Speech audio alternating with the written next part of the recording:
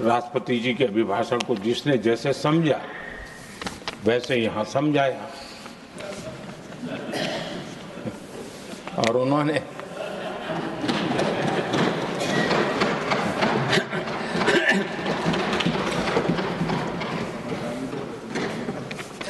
आदरणीय सभापति जी,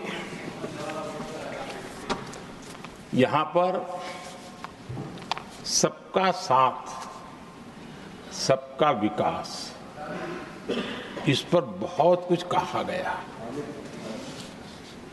मैं समझ नहीं पाता हूं कि इसमें कठिनाई क्या है।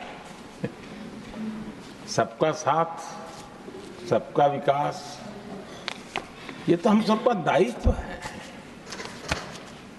और इसीलिए तो देश ने हम सबको यहाँ बैठने का अवसर दिया है और उसमें, लेकिन जहां तक कांग्रेस का सवाल है, उनसे सबका साथ सबका विकास, इसके लिए कोई अपेक्षा करना मैं समझता हूं कि बहुत बड़ी गलती हो जाएगी।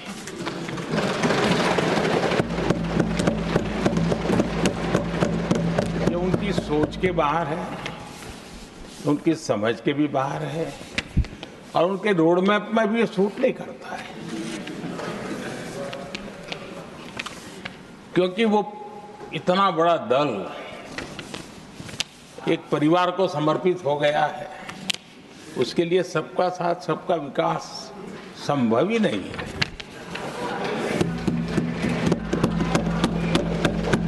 आदरणीय सभापति जी, कांग्रेस ने राजनीति का एक ऐसा मॉडल तैयार किया था जिसमें झूठ, फरेब, भ्रष्टाचार, परिवारवाद, तुष्टीकरण, सबका गालमेल था। जहां सबका गालमेल हो वहां सबका साथ हो ही नहीं सकता।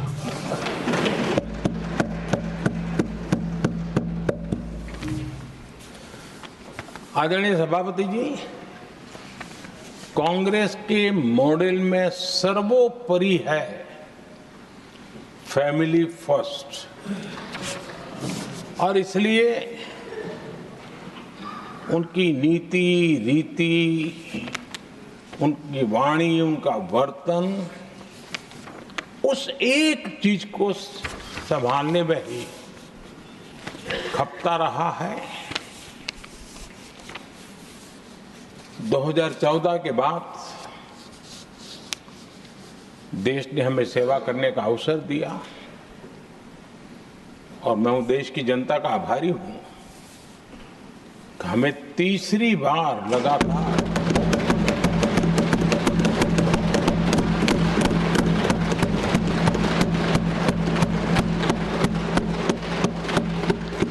ये तीसरी बार जनता यहां पहुंचाती है।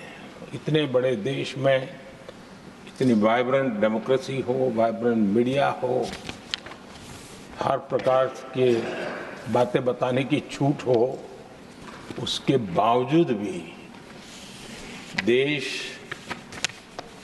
दूसरी बार, तीसरी बार हमें सेवा करने का मॉडल बनाती है। इसका कारण देश की जनता ने हमारे विकास के मॉडल को परखा है, समझा है और समर्थन दिया है। और हमारा ये विकास का मॉडल को अगर मुझे एक शब्द में कहना है तो मैं ये कहूंगा, नेशन फर्स्ट, राष्ट्र प्रथम। इसी एक उम्दा भावना और समर्पित भाव से हमने लगातार अपनी नीतियों में, अपने कार्यक्रमों में, हमारे वाणी में, वर्तन में इसी एक बात को मानदंड मान करके देश की सेवा करने का प्रयास किया है। और आदरणीय सभापति जी, मैं बड़े गर्व के साथ भी कहता हूं, बड़े संतोष के साथ कहता हूं कि एक लंबे अरसे तक 5-6 दशक तक देश के सामने अल्टरनेट मॉडल क्या हो, तराजू पर तोलने का कोई अवसर ही नहीं मिला था। लंबे अरसे के बाद 2014 के बाद देश को एक अल्टरनेट मॉडल क्या हो सकता है, अल्टरनेट कार्यशैली क्या हो सकती है, प्रायोरिटीज क्या हो सकती है, इसका एक नया मॉडल देखने को मिला है। और ये नया मॉडल तुष्टीकरण नहीं, संतुष्टीकरण पर भरोसा।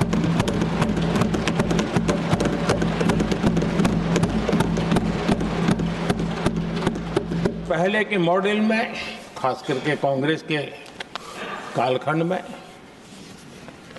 तुष्टीकरण, हर चीज में तुष्टीकरण, यही उनका एक प्रकार से औषधि बन गई थी उनकी राजनीति को करने की। और उन्होंने स्वार्थ नीति, राजनीति, देश नीति, सबका एक घोटाला करके रखा हुआ था। तरीका ये होता था कि छोटे तबके को कुछ दे देना और बाकियों को तरसा कर रखना, और जब चुनाव आए तब कहना देखो उनका मिला है, शायद आपको भी मिल जाएगा।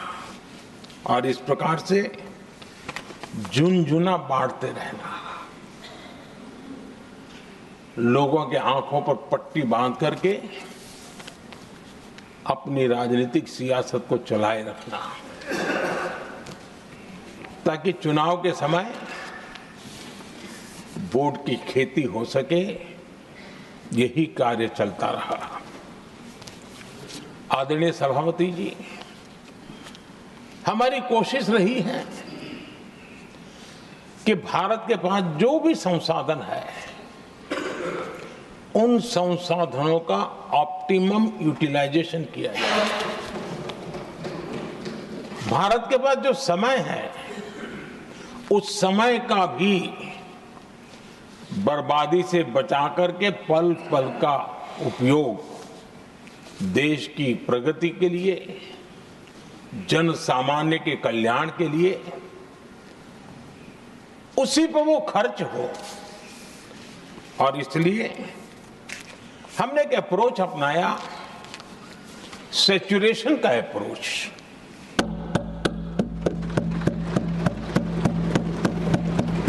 पैर उतने ही लंबे करने जितनी चद्दर हो, लेकिन जो योजना बने, जिनके लिए वो योजना बने, उनको वो 100% उसका बेनिफिट होना चाहिए। किसी को दिया, किसी को नहीं दिया, किसी को लटका करके रखा और उसको हमेशा प्रताड़ित करते रखना और उसको निराशा की गर्त में धकेल देना, उन सिचुएशन से हमने बाहर आकर के सैचुरेशन अप्रोच की ओर हमारे काम को आगे बढ़ाया है। बीते दशक में हमने हर स्तर पर सबका साथ, सबका विकास की भावना को जमीन पर उतारा है।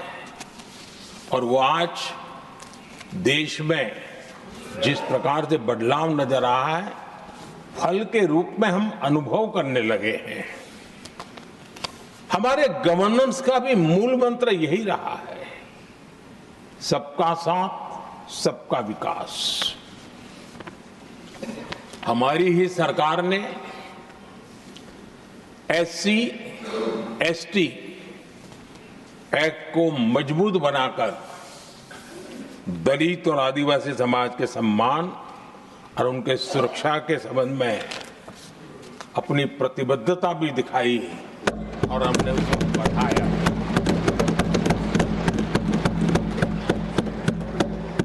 आदरणीय सभापति जी,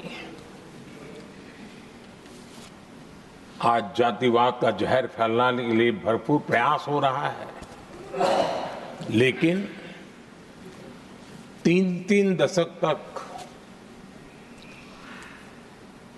दोनों सदन के ओबीसी एमपीज और सभी दलों के ओबीसी एमपीज सरकारों से मांग करते रहे थे कि ओबीसी आयोग को संवैधानिक दर्जा दिया जाए। ठुकरा दिया गया, इनकार किया गया, क्योंकि शायद उस समय उनकी राजनीति को ये सूट नहीं करता होगा, क्योंकि तुष्टीकरण की राजनीति के और फैमिली फर्स्ट की राजनीति में जब वो बैठेगा तब तक वो चर्चा तक के हित में भी नहीं आता है। आदरणीय सभापति जी, ये मेरा सौभाग्य है कि हम सब ने मिलकर के 3-3 दशक से मेरे ओबीसी समाज ने जिस बात के लिए मांगे की, आशाएं रखी, जिसको निराश करके रखा गया था, हमने आकर के इस आयोग को संवैधानिक दर्जा दिया।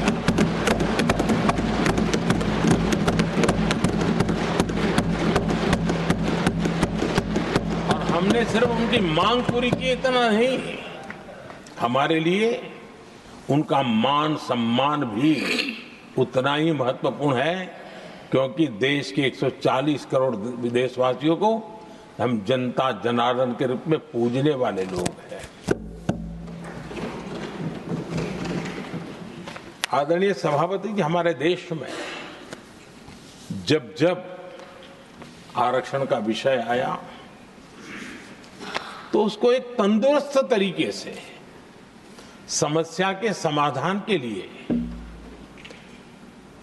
सत्य को स्वीकार करते हुए करने का प्रयास नहीं हुआ। हर चीज में देश में विभाजन कैसे हो, तनाव कैसे पैदा हो, एक दूसरे के खिलाफ दुश्मनी कैसे पैदा हो, वही तरीके अपनाए गए। देश आजाद होने के बाद जब जब ये प्रयास हुए हैं, इसी तरीके से हुए हैं। पहली बार हमारी सरकार ने एक ऐसा मॉडल दिया और सबका साथ सबका विकास के मंत्र की प्रेरणा से दिया कि हमने सामान्य वर्ग के गरीब को 10% आरक्षण दिया, बिना तनाव के।